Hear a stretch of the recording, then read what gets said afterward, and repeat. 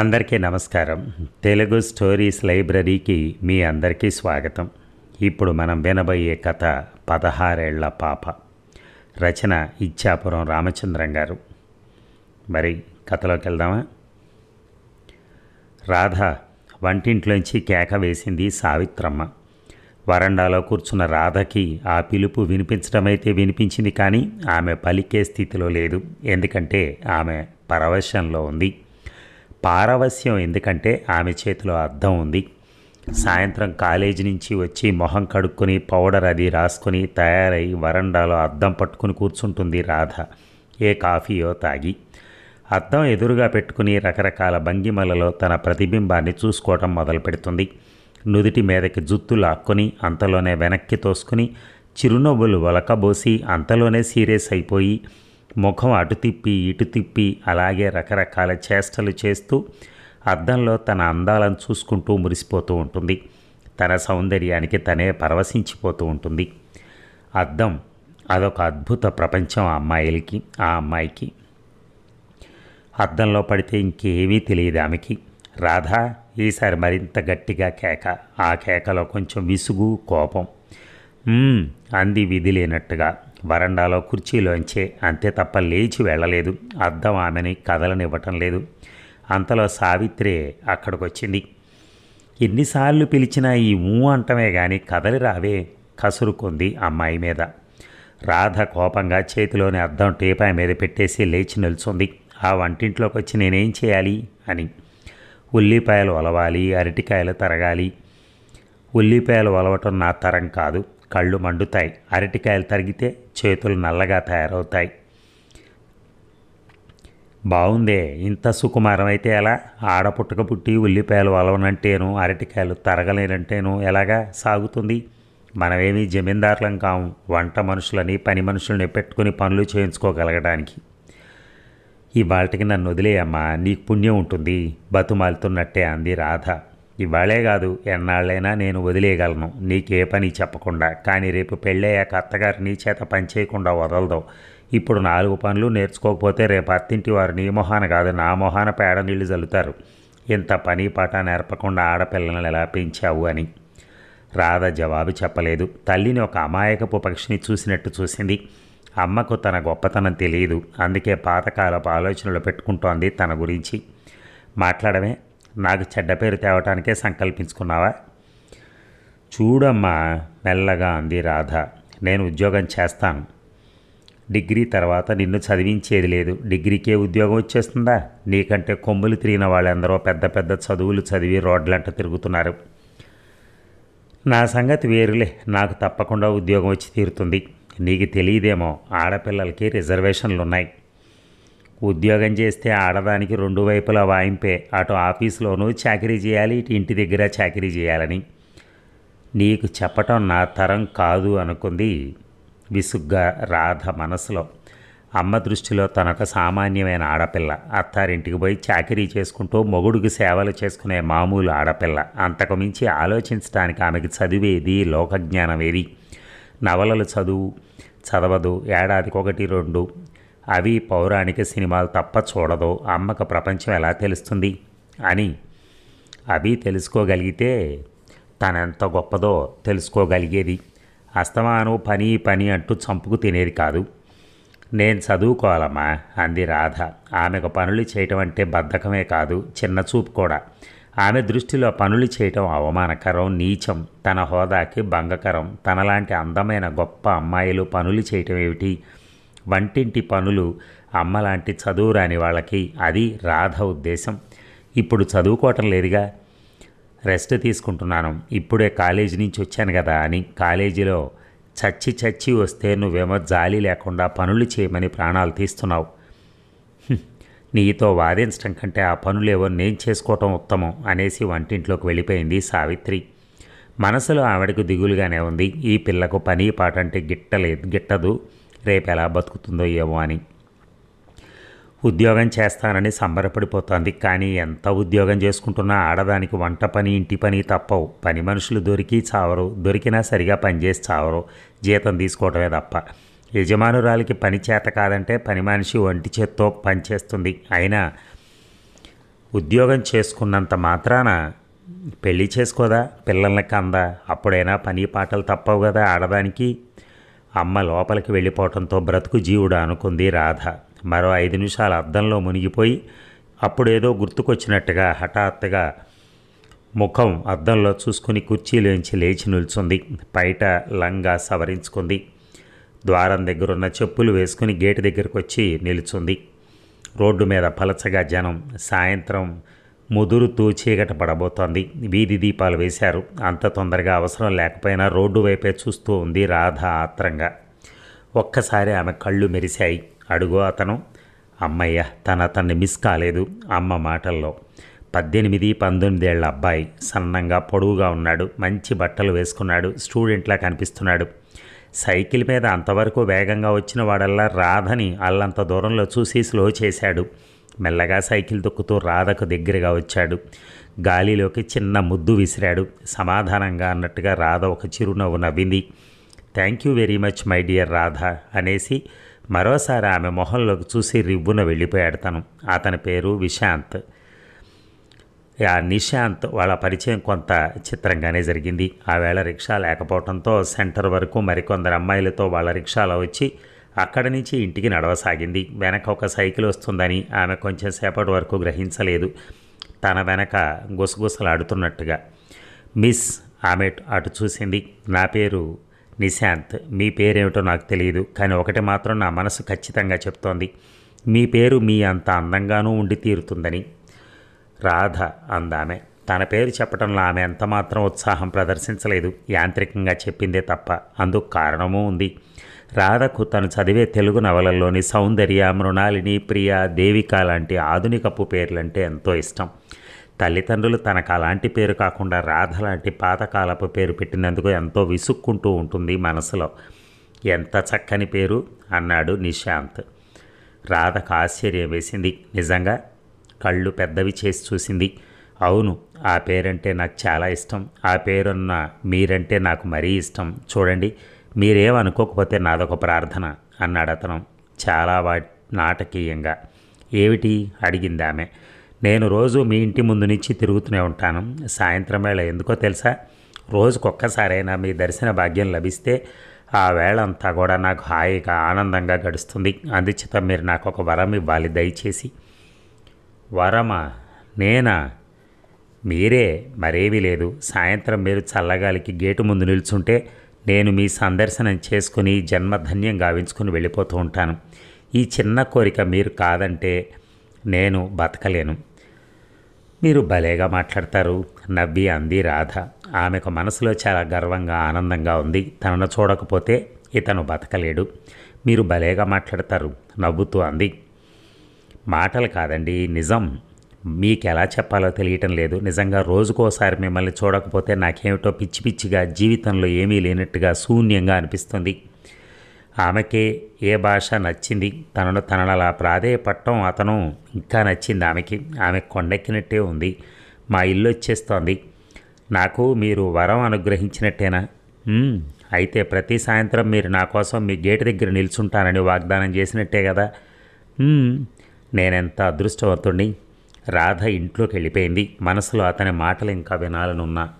మొదట్లో సాయంత్రం అతని కోసం గేటు దగ్గర నిల్చోవటం తమాషాగా అనిపించేది. అతని కోసం నిల్చుంటే రోడ్డు మీద పోయే కుర్రకారు చాలామంది ఆమె వంక అదోలా చూసేవారు. కళ్ళలోనే తినేసేటట్టుగా. ఆ చూపులు ఆమెకి మోగ అభినందనలాగా కనిపించేవి.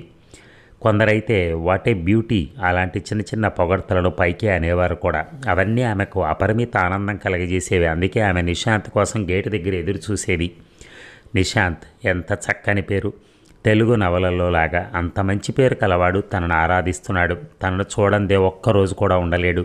తనను చూడకపోతే అతనికి జీవితమే శూన్యమైపోతోందట. అమ్మకి ఇవేమీ తెలియవు. ఒట్టి పాతకాలపు మనిషి. చదువు సంధ్య లేనిది. ఇంకా తన రోజులు అలాగే అనుకుంటోంది. ఈ రాధ సంగతి గొప్పతనం కొంచెమైనా గ్రహించలేదు. రోజు తన కోసం ఎందరూ ఎన్ని విధాల ఆరాటంగా ఆత్రంగా పడిగాపులు పడుతూ ఉంటారో. తన ఒక్క చిరునవ్వు కోసం, చూపు కోసం. తను రిక్షాలో వెళ్తుంటే రిక్షా వెనకనే సైకిళ్ళు కనీసం 2-3. వాళ్ళెంత చక్కగా పాటలు పాడతారని. అచ్చంగా సినిమాల్లో హీరోల్లాగే వీళ్ళు అలా అని తన రిక్షా వెనక పాటలు పాడుతూ ఉంటే తనకు చాలా బాగుంటుంది. వాళ్ళకి తను ఆరాధ్య దేవత. వీళ్ళందరూ ఒక ఎత్తు, ఈ వీరేన్ ఒక్కడు ఒక ఎత్తు. అతన్ని ఎలా మర్చిపోగలదు తను? జీవితంలో మొదటిసారిగా తను ప్రేమలేఖ అందుకున్నది అతని నుంచే. వీరేన్ బాగుంటాడు, అతని పేరులాగే మోడర్న్గా ఉంటాడు. పెద్ద జుత్తు జులపాలు తిరిగి పొడవైన సైడ్ బన్స్ జీన్స్ వేసుకుని కౌబాయ్ సినిమాలో హీరోలాగా హీమ్యాన్ లాగా ఉంటాడు. అంతవరకు తను ఎదురైనప్పుడు చిరునవ్వు నవ్వేవాడు, గాగుల్స్ తీసి. ఈవేళ మాత్రం ప్లీజ్ రాదా, ఏమిటది, దయచేసి ఇది తీసుకుని తీరిగ్గా చదివి మీ అభిప్రాయం చెప్పండి అంటూ ఒక కవర్ అందించాడు. ఆ కవర్లోంచి చక్కని పరిమళం అందుకొని జాకెట్లో దాచుకుంది. ఆ ఉత్తరం ప్రేమలేఖ అని ఆశ, ప్రేమలేఖ అవ్వాలని కోరిక. ఎందరో తన వెంట పడుతూ తన అందాన్ని ఆరాధించడమే తప్ప ఒక్కరూ ప్రేమలేఖ వ్రాయలేదు తనకింకా. కనీసం వీరేనైనా వ్రాస్తే ఆతృత ఆరాటం ఏమంటుందా ఉత్తరంలో. తెరిచి చదువుదామంటే కాలేజీలో వీలు చిక్కలేదు. మధ్యాహ్నం పీరియడ్ లెక్కొట్టేసి ఇంటికి వచ్చేసింది. ఏమ్మా పెందరాళే వచ్చేసావు, ఒంట్లో బాగానే ఉందా అంటూ అమ్మ ఆత్రంగా ఒళ్ళు ముట్టుకొని చూసింది. క్లాసులు లేవని వచ్చేసాను అంతే, ఒంట్లో బాగానే ఉంది. అమ్మ లోపలికి వెళ్ళిపోయింది. అప్పుడు తెరిచింది ఉత్తరం. గుప్పున సెంటు వాసన, గులాబీ రంగు అందమైన కాగితం, లైట్గా షేడ్లో ఆటీన్ బాణం బొమ్మ, ఆకుపచ్చని గుండ్రని అక్షరాలు.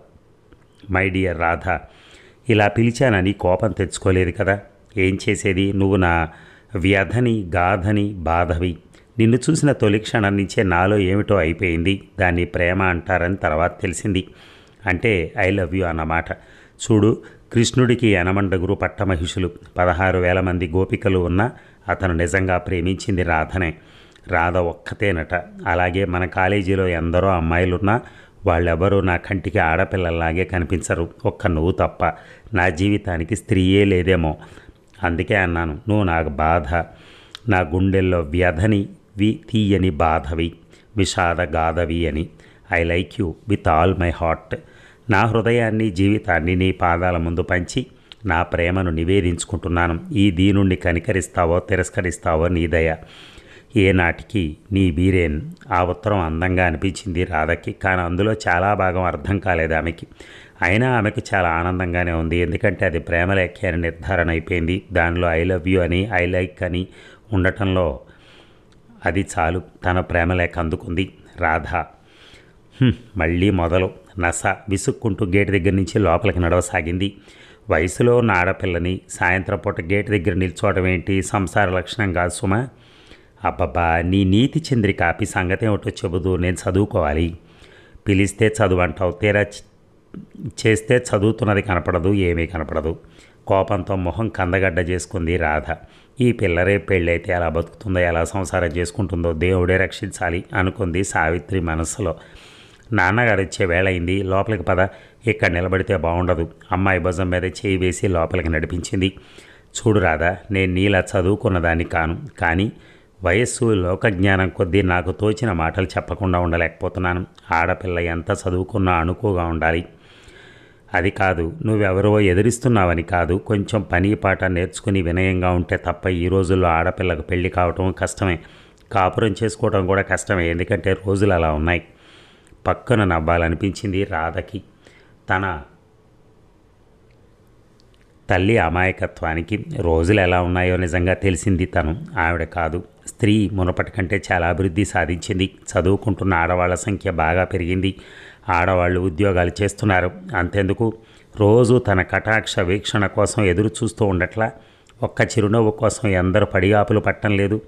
అందరు ఆడపిల్లల సంగతి ఏమో కానీ ఈ రోజుల్లో అందంగా ఉండి చదువుకునే అమ్మాయికి పురుష ప్రపంచం దాసోహం చేస్తోంది. తను అందమైంది, ఈ మాటే తను అనుకోవటం కాదు, నలుగురు అంటున్నదే రోజు. అచ్చం శ్రీదేవే, క్వీన్ ఆఫ్ బ్యూటీ కాదురా, మందాకిని బ్యూటీ క్వీన్. నిజం చెప్పాలంటే ఆ తారలందరూ రాధగారి ముందు బలాదూరే, వీరి కాలి గోటికి కూడా సరిపోరు. అఫ్కోర్స్ అది మాత్రం తిరుగులేని నిజం, నేను మీతో అంగీకరిస్తున్నాను. వాళ్ళ మాటలు వింటుంటే తనకి చాలా ఆనందం కలుగుతుంది. ఊరికే ఎందుకంటారు అలాగా? నిజంగా తను అంత అందంగా లేకపోతే శ్యామలను ఎవరూ మెచ్చుకోరే, ఒక్క అబ్బాయి కూడా. అవును, అది అందంగా ఉండదు మరి. తనది మహారాణి జాతకం. తనను చూసి తన అందాన్ని చూసి రాజకుమారుడు లాంటి వాడు ప్రేమించి పెళ్లి చేసుకుంటాడు. అంతే తప్ప అమ్మ నాన్న అనుకుంటున్నట్టు తనను పెళ్లి చేసుకునేందుకు కట్నం కోరడు. ఇది గ్రహించలేదు నాన్న. అందుకే ఆవేళ తను మెల్లగా అడిగింది, నాన్నగారు ఏమిటమ్మా, మనం టీవీ కొనుక్కుందాం నాన్నగారు.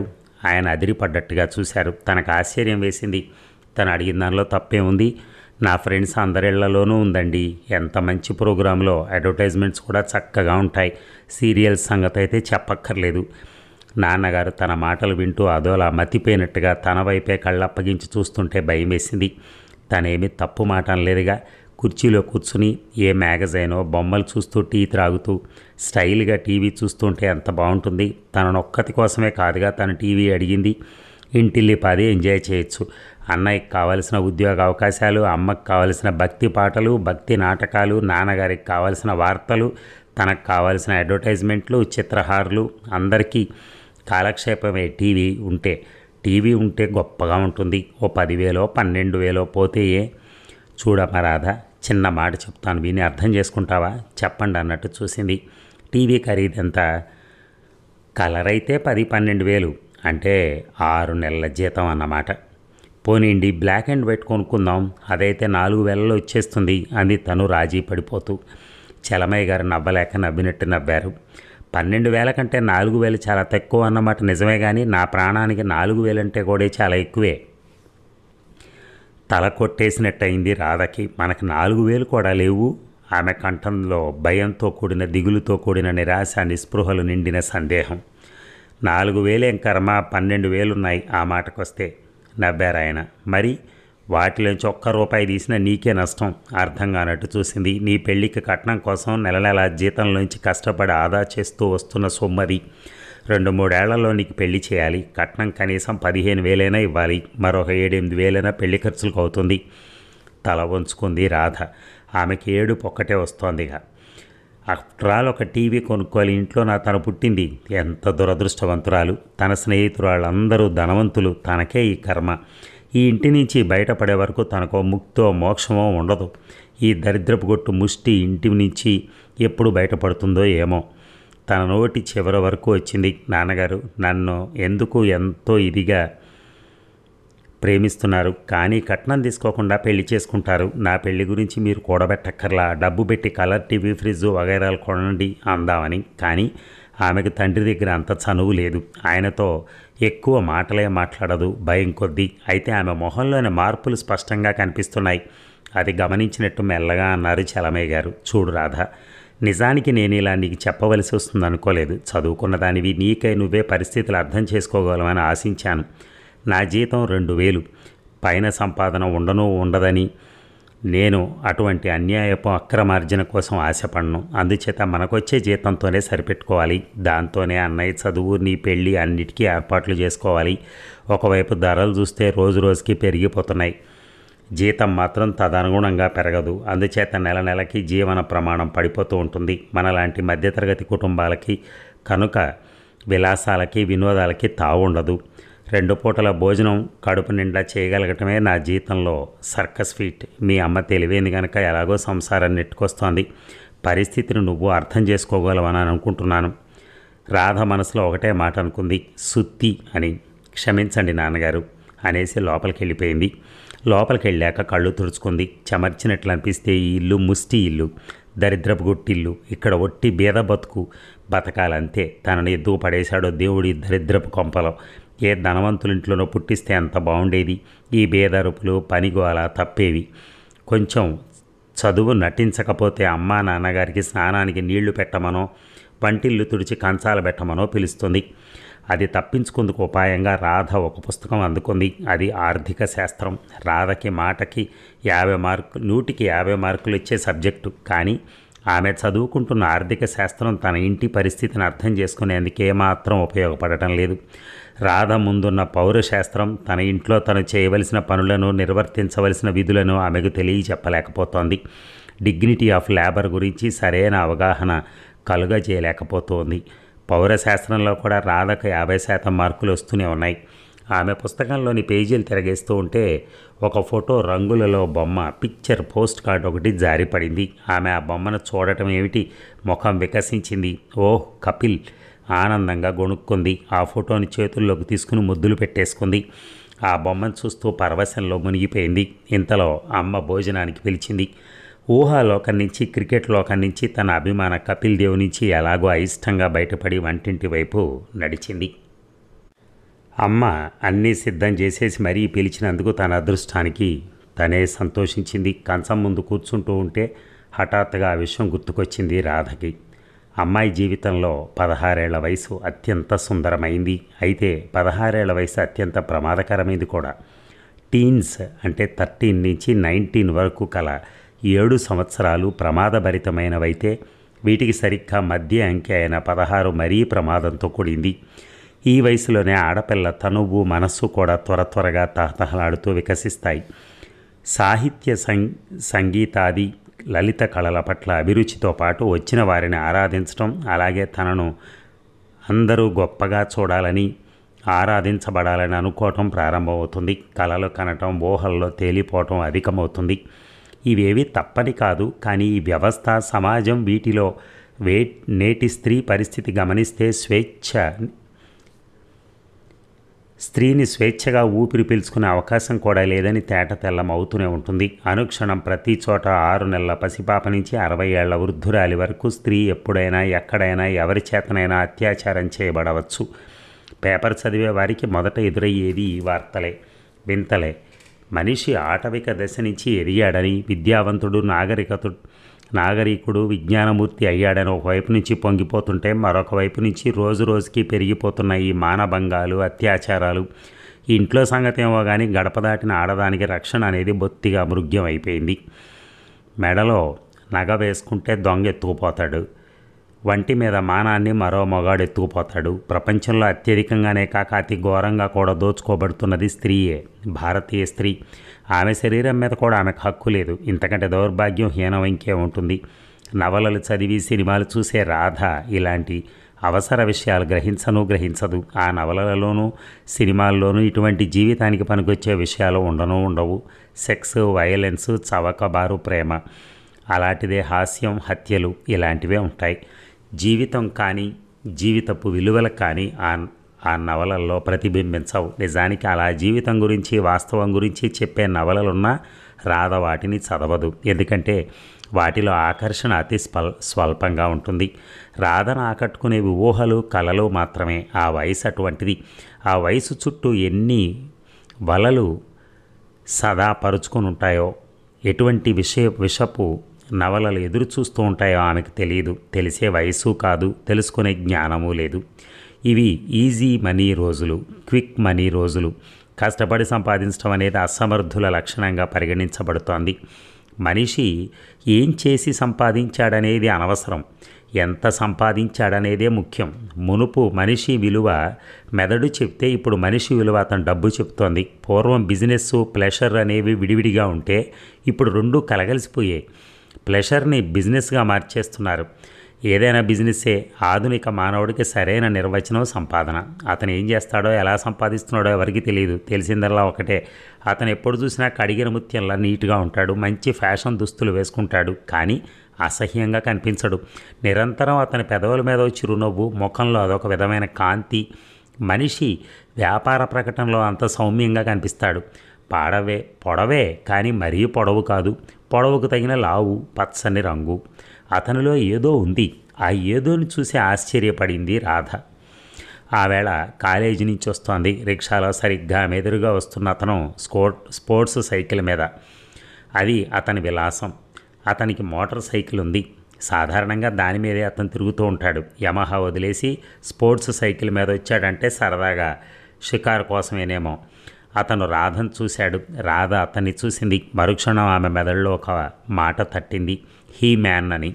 అంతవరకు ఆ మాట వెంటనే కానీ దానికి సరైన అర్థం ఆమెకి తెలియదు. ఇతన్ని చూసేసరికి ఆ మాట పూర్తిగా అర్థమైనట్టు అనిపించింది. ఆమె రెప్పవేయకుండా అతన్ని చూసింది. ఎందుకో రిక్షా ఆగిన అతను ఆమెను అలాగే చూశాడు కొన్ని క్షణాలు. అతను చిరునవ్వు నవ్వాడు. ఆ మందహాసం రాధను మాయాజాలంలాగా ఆవరించింది. ఆమె తనువు, మనస్సు కూడా గిలిగింతలు పెట్టినట్టు అయింది చిరునవ్వుకి. నిలువెల్లా కొంటెగా చక్కలిగింతలు పెడుతున్నట్టే అయింది. ఆమె సిగ్గుతోనో మరెందుకో తల వంచుకుంది. ఇంకొక క్షణం అతన్ని సూటిగా చూస్తే ఆ చిరునవ్వులో ప్లావితమైతే ఏమైపోతానో అని ఆమెకు భయం వేసిందేమో. రిక్షా పరిగెడుతోంది. ఆమె కుతూహలంగా వెనక్కి తెరెత్తి చూసింది. అతను సైకిల్ మీద తన వెనకే. ఆమెకెందుకో తృప్తిగా అనిపించింది అతను అలాగ తన రిక్షా వెనక రావటం. అయితే ఆమె ఆనందం ఎక్కువసేపు నిలవలేదు. 1-2 నిమిషాల తర్వాత అతను మెల్లగా టాటా చెప్పేసి వెళ్ళిపోయాడు వెనక్కి తిరిగి. అతను వెళ్ళిపోయేసరికి రాధ మనసు భారంగానూ దిగులుగానూ అయి ఒక నిట్టూర్పు వెలువడింది ఆమె నోట. ఇంటికి వెళ్ళినా పరధ్యానంగానే ఉంది రాధ. ఎవరతను? ఎంత చక్కగా రాజకుమారుల్లా ఉన్నాడు. అతనికి తనంటే ఇష్టమేలాగుంది. కాకపోతే రిక్షా వెనక్కి ఎందుకు వస్తాడు? అతని పేరేమిటో, ఎక్కడుంటాడో, ఏం చేస్తూ ఉంటాడో, మళ్ళీ కనిపిస్తాడా? ఎప్పుడు, ఎక్కడ, ఎలా? కలలో కూడా అవే ఆలోచనలు. ఆమె ఎక్కువ కాలం సస్పెన్స్లో ఉండనవసరం లేకుండా మర్నాటి సాయంత్రమే ఆమె కాలేజీ నుంచి వస్తుంటే చిరునవ్వుతో ఎదురయ్యాడు అతను. ఆమె ముఖం వికసించింది అతన్ని చూస్తూనే. నా పేరు నిరంజన్. నా పేరు రాధ అంది పక్కనున్న క్లాస్మేట్ను కూడా విస్మరించి. Thank you very much, happy to see you and know your name నవ్వాడు అతను. సేమ్ అనేసింది రాధ ఇంకేమనాలో తెలియక. ఆమె కూడా చిరునవ్వు నవ్వాలనుకుంది కానీ సమయానికి రాలేదు. అలా అయినా పరిచయం బాగానే సాగుతూ వచ్చింది. రాధతో పాటు రిక్షాలో వచ్చే అమ్మాయి నీరజ నిజంగా చదువంటే శ్రద్ధ గలది. ఆ అమ్మాయికి రాధ నడుపుతున్న ఈ వ్యవహారాల పట్ల ఆసక్తి ఏమీ లేదు. చదువుకుని ఉద్యోగం సంపాదించుకుని తన బ్రతుకు తను బతకాలి, అందంగా ఉండని, వేల కొద్ది కట్నాలు ఇవ్వలేని తనకు పెళ్ళి ఎలాగో అవ్వదు గనక ఉద్యోగమే గతి. ఉద్యోగం రావాలంటే చచ్చినట్టు బాగా చదివి మంచి మార్కులు తెచ్చుకోవాలి. ఆ అమ్మాయి నీరజ్ చదువుతో పాటు టైప్ రైటింగ్, షార్ట్ హ్యాండ్ కూడా నేర్చుకుంటోంది. చిన్నప్పుడే తన బతికేమిటో భవిష్యత్తు ఏమిటో తెలిసిపోవడంతో సహా నీరజకు దేనిలోనూ ఉత్సాహం ఉండదు. చివరికి తనతో పాటు రోజు రిక్షాలో వచ్చే అమ్మాయి కోసం ముసిరే అబ్బాయిలు, విసిరే మాటలు ఇవేవీ కూడా ఆమెలో చలనం కలిగించవు. అన్నీ నిర్లిప్తంగా చూస్తూ ఉదాసీనంగా ఊరుకుంటుందంతే. అందుచేత రాధ వ్యవహారాలు మరీ నల్లేరు మీద నడకలా సాగిపోతున్నాయి. నీరజ ఉన్న లేనట్టే లెక్క. 15 రోజుల పాటు వాళ్ళ పలకరింపు, స్నేహాలు, నవ్వులు జరిగాక ఆవేళ నిరంజన్ రిక్షా దగ్గరికి రాలేదు. రాధ కంగారు పడింది. అతనికి ఏమైందా అని, ఎందుకు కనిపించలేదా అతనని. ఆ రాత్రి ఆమె కలల నిండా నిరంజనే. ఆ కలలలో ఏవేవో పిచ్చి పిచ్చి దృశ్యాలు. ఆమెకు భయంతో మెలకు వచ్చేసేది. పీడకల. ఈ పాడు కలలతో ఆ రాత్రి ఆమెకు కలత నిద్రే అయ్యేది. మర్నాడు కాలేజీకి బయలుదేరిందే కానీ రాధమోహంలో కళ, కాంతి లేవు. నీరసంగా, నిస్పృహగా సాయంత్రం వరకు గడిపింది. ఎనీ లవ్ అడిగింది ఒక అమ్మాయి. నో అనేసింది రాధ ఆమె నుంచి తప్పించుకుందుకు. మరీ ఏమిటన్నట్టుగా చూసింది. కొంచెం తలనొప్పి అంతే. ఆమె వెళ్ళిపోయింది. రాధ వెనక గోలగోలగా ఉంది. విషయం మరేమీ లేదు. శ్రీకాంత్, రవిశాస్త్రి, కపిల్ దేవ్ ముగ్గురులో ఎవరు గొప్ప అని వాగ్వాదం చేసుకుంటున్నారు. కొంతమంది శ్రీకాంత్ పక్షం, మరి కొంతమంది 6 అడుగుల అందగాడు రవిశాస్త్రి, కొంతమంది కపిల్ దేవ్ పక్షం అయిపోయి తమ అభిమాన క్రికెటర్ని సమర్థించుకుంటున్నారు. అతనే అందరికంటే గొప్పవాడని. రాధ ఈ వాదనల్లో పాల్గొనటం లేదు. ఆమె ఆలోచనలు నిరంజన్ మీదే ఉన్నాయి. ఎప్పుడు కాలేజీ అవుతుందా అని ఎదురు చూడసాగింది. నిజానికి ఆమె 1-2 పీరియడ్స్ ఎగ్గొట్టేసి వెళ్ళిపోయేదే. కానీ తను అలా ముందుకొస్తున్నట్టు నిరంజన్కి తెలిసే అవకాశం లేదు కదా. అసలు కాలేజీ అయ్యాకైనా నిరంజన్ వస్తాడా? అతను ఒక్కరోజు కనిపించకపోయేసరికి తనకెంతో ఇదిగా ఉంది. ఏమిటో ఇదేనా ప్రేమ అంటే? ప్రేమ అనే పదం మనసులో మెదిలేసరికే రాధ మొహంలోకి సిగ్గొచ్చేసింది. ఒక విధమైన కాంతి వచ్చింది. తను ప్రేమించింది. ఎంత గర్వంగా ఉందని, ఎంత కొత్తగా గాలిలో తేలిపోతున్నట్టు, కొత్త లోకాలేవో కనుల ముందు సాక్షాత్కరిస్తున్నట్టు, తననే ఓ నవలోకాలు రారమ్మని ఆహ్వానిస్తున్నట్టు, తననేవో నవలోకాలు రారమ్మని ఆహ్వానిస్తున్నట్టు, శరీరము మనసు కూడా కొత్తగా. ప్రేమంటే ఇలా ఉంటుందా? ప్రేమంటే ఇంత తీయనా? ప్రేమంటే ఇంత నవ్యత? ఒక్కసారి రాధ అన్నీ మర్చిపోయింది ప్రేమ భావనలలో. వలపు కెరటాలు ఆమెను తేలి ఆడిస్తూ ఎక్కడికో తీసుకెళ్తున్నాయి. ఆమెకి తెలియదు. ప్రేమ తలపులలో ఆమె వివసురాలైపోయింది. ఆమె ఎంతగా అనురాగ లహరిలో తలమునకలైపోతోంది అంటే, ఆమె అభిమాన రచయిత వ్రాసిన కొత్త పుస్తకం రిలీజ్ అయ్యి చూడు కవర్ పేజీ ఎంత బాగుందో. పుస్తకం గెటప్ చూస్తుంటే ముద్దొచ్చేయటం లేదు. వెనకాతలు చూసావా, కలర్లో మన ఫేవరెట్ రైటర్ తాలూకా ఫోటో లామినేషన్లో ఎలా మెరిసిపోతున్నాడని. అందుకే అంటాను మన అభిమాన రచయితే టాప్ అని, నెంబర్ 1 అని.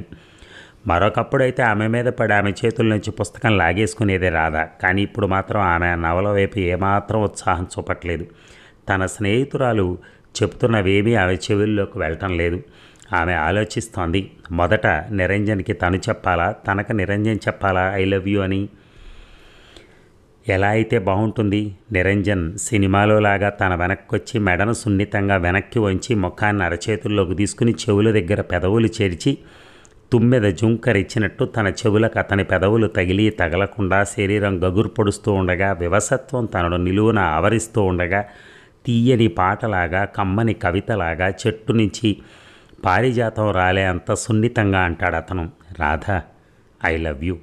అంతే. ఇంకా తనకేమవుతుందో తనకే తెలీదు.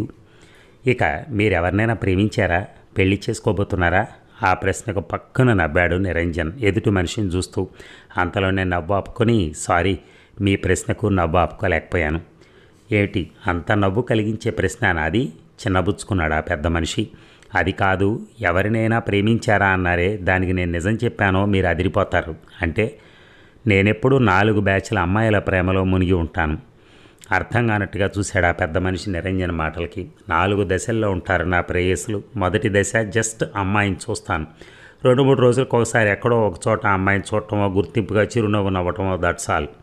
రెండవ దశ పలకరింపులు. చిన్న చిన్న మాటలతో పరిచయం చేసుకోవటం, పరిచయం కావటం, మాటలతో మెల్లగా సన్నిహితం అవుతూ ఉంటాను. మూడో దశ బహుమతులు ఇవ్వటం. పుట్టినరోజు కానీ మరేదైనా కానీ అకేషన్ వస్తే కానుకలు అందజేయటం, కలిసి సినిమాలకు వెళ్ళటం, పార్కులు, బీచ్లు, షికారులు కొట్టడం, చాలా దగ్గర అవ్వటం అన్నమాట. 4వ దశ నేను చెప్పను.